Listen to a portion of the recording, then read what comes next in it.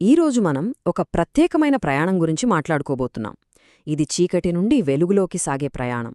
అంటే నిరాశ, పాపం అనే చీకటి నుంచి విశ్వాసం, విమోచన అనే వెలుగువైపుకు మన ఆత్మ చేసే ప్రయాణమన్మాట. యేసుప్రభు మనకు చూపించిన అద్భుతమైన మార్గమిది. సరే, మరా ప్రయాణంలోకి వెళదామా? మరి ఈ కథ ఎక్కడ మొదలవుతుంది? ఒంటరితనం, నిరాశ దగ్గర. ఇది మనకు దేవుని నుండి దూరమైనప్పుడు కలిగే అనుభూతి. ఆదాము, హవ్వలు దేవుని మాట విననప్పుడు ఎలా ఫీలయ్యుంటారో అదే ఫీలింగ్. ఆ శూన్యమే మన పాపభరితమైన స్థుతికి ఒక ఆరంభం. సరే, మన ప్రయాణంలో ఇది మొదటి ఘట్టం. ఇక్కడ మనం పాపమంటే ఏంటో, దానివల్ల మన ఆత్మలో కలిగే వేదన ఏంటో చూస్తాం. ఈ బాధను మనం అంగీకరించడమే యేసు మనకు చూపించే మార్పుకు మొదటి మెట్టన్మాట. ఆ చీకటి మధ్యలో ఉండటమంటే ఎలా ఉంటుందో ఒక్కసారి ఊహించుకోండి. చుట్టూ అంతా గందరగోళం, ఏ దారి కనిపించని ఒక నిస్సహాయమైన స్థితి. పాపమనే భారం మనల్ని అలా కిందకి లాగేస్తుంటుంది.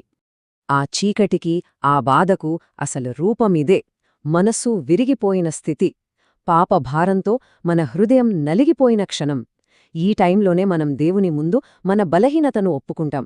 ఈ పశ్చాత్తాపమే మనం యేసువైపు వేసే మొదటి అడుగు. మరి ఇంత చీకటి తరువాత ఈ ప్రయాణం మనల్ని ఎక్కడికి తీసుకెళ్తుంది? ఇక్కడే కథ ఒక కీలకమైన మలుపు తీసుకుంటుంది. పాపం అనే సమస్య నుండి యేసుక్రీస్తు ద్వారా మనకు లభించే పరిష్కారం వైపు మనం చూడడం మొదలుపెడతాం. ఈ ప్రశ్నతోనే మన ఆశ ప్రయాణం స్టార్టవుతుంది. మన ప్రయాణంలో ఇప్పుడు రెండవ ఘట్టంలోకి అడుగుపెడుతున్నాం. ఇక్కడే అసలు మ్యాజిక్ జరుగుతుంది. ఆ నిశ్శబ్దంలోనే పరిశుద్ధాత్మ అనే ఒక దైవిక శక్తి మన హృదయాల్లో పనిచేయడం మొదలుపెడుతుంది. ఇది మన కథను మార్చే టర్నింగ్ పాయింట్.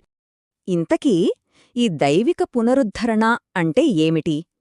సింపుల్గా చెప్పాలంటే, ఇది కేవలం బాగుపడటం కాదు. యేసుక్రీస్తు మన పాపాల కోసం కల్వరి శిలువపై చేసిన త్యాగం ద్వారా దేవుడు మనల్ని క్షమించి మన జీవితానికి ఒక సరికొత్త, పవిత్రమైన రూపాన్ని ఇవ్వటం. అదే అసలైన పునరుద్ధరణ. ఈ మాటలో ఎంత నిజముందో కదా! బైబిల్లో చెప్పినట్టు, బలహీనతయందు నా శక్తి పరిపూర్ణమగుచున్నది. మన బలం మనలో లేదు. మనం బలహీనంగా ఉన్నప్పుడే మనల్ని స్వస్థపరిచే క్రీస్తు శక్తి మనలో బలంగా పనిచేస్తుంది. మనం బాధలో ఉన్నప్పుడు, పశ్చాత్తాపపడుతున్నప్పుడు ఆ సమయం వృధాగా పోదు.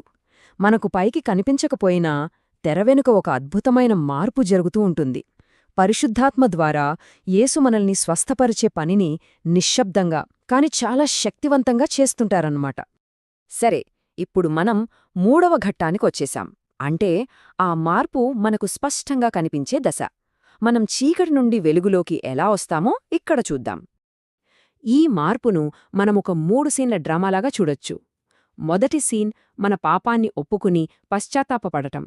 రెండవ సీన్ యేసుపై పూర్తి విశ్వాసంతో దేవుడు చేసే స్వస్థతను నమ్మడం.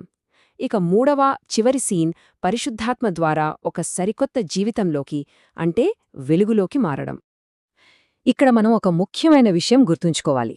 బాధ అనేది కేవలం తాత్కాలికం. అది మన కథలో ఒక నేపథ్యం మాత్రమే.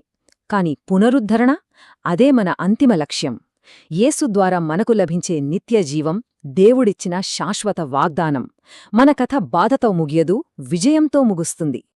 మనం ఇప్పుడు ఈ ప్రయాణం యొక్క ముగింపుకు, అంటే క్లైమాక్స్కు వచ్చేశాం. ఈ మొత్తం మార్పును సాధ్యం చేసే ఆ అసలైన, నిజమైన మార్గమేంటో ఇప్పుడు తెలుసుకుందాం. ఈ మొత్తం ప్రయాణం, ఈ అనుభవం, ఇవన్నీ మనల్ని ఒకే ఒక్క తిరుగులేని సత్యం దగ్గరికి నడిపిస్తాయి. ఇంతకీ ఆ సత్యం ఏంటంటే, ఇక్కడుంది అస్సలు విషయం. మార్పు అనేది మన ఊరికే కూర్చుంటే జరిగిపోదు. దానికి క్రియాశీల విశ్వాసం కావాలి. అంటే ఏంటి? యేసును నమ్మి ఆయన చూపిన మార్గంలో మనం ఒక అడుగు ముందుకు వేయడం. కేవలం నమ్మడమే కాదు, ఆ నమ్మకం ప్రకారం జీవించడం. ఇది ఎవరో చెప్పిన మాట కాదు, సాక్షాత్తు యేసు ప్రభువు ఇచ్చిన వాగ్దానం.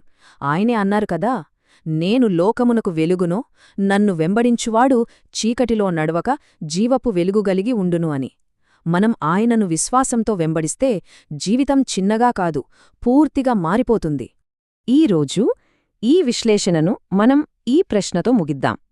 నిజమైన మార్పు ఎక్కడ మొదలవుతుంది? మన జీవితంలో ఈ ప్రయాణం మొదలవ్వాలంటే మనం ఏం చెయ్యాలి?